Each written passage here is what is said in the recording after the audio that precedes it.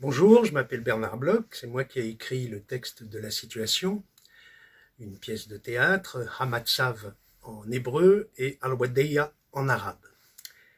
Il s'agit d'un texte que j'ai écrit à partir d'un séjour que j'ai effectué à Jérusalem entre février 2016 et avril 2016, grâce à une bourse que j'ai obtenue par le dispositif Médicis sur les murs de l'Institut français.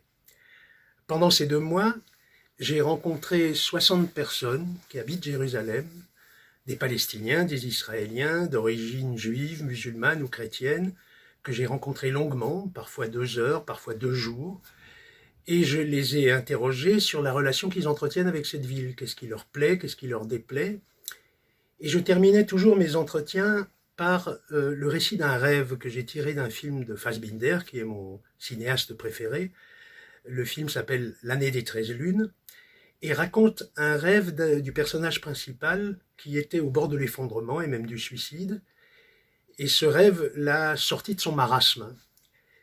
Il erre dans un cimetière, un très vieux cimetière, et sur toutes les tombes sont inscrits la date de naissance et de mort des gens qui habitaient là. Et ce qui était curieux, c'est que ces dates ne dépassent jamais 2 ans. Parfois c'est 2 jours, 2 mois, 3 semaines. Et parfois même, il y a 2 séries de dates de naissance et de mort. Il s'approche du gardien, lui demande qu'est-ce que c'est comme cimetière. Est-ce que c'est un cimetière d'enfants? Non, c'est pas un cimetière d'enfants. Simplement, on a mis sur les tombes les périodes où ces personnes ont été heureuses. Et après avoir raconté ce récit à mes interlocuteurs, je leur demandais s'il y avait dans leur vie un moment, aussi long ou si court soit-il, où ils ont pensé que la paix était enfin possible en Israël-Palestine, dans ce conflit israélo-palestinien qui n'en finit pas de finir depuis au moins 70 ans. Et à partir de ces entretiens, que j'ai réécrits pour en faire des textes de théâtre, en étant le plus fidèle possible à la parole de mes interlocuteurs, je vais monter un spectacle.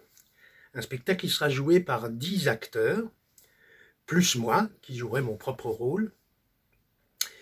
C'est un spectacle qui est pas vraiment un spectacle documentaire, puisque ce n'est pas les personnes réelles qui vont jouer leur propre rôle, mais ce sont des comédiens professionnels qui vont réinterpréter et se laisser habiter par ces paroles. Des paroles et non des discours. Nous sommes submergés de discours sur ce sujet. Et là, ce sera des paroles de gens vivants.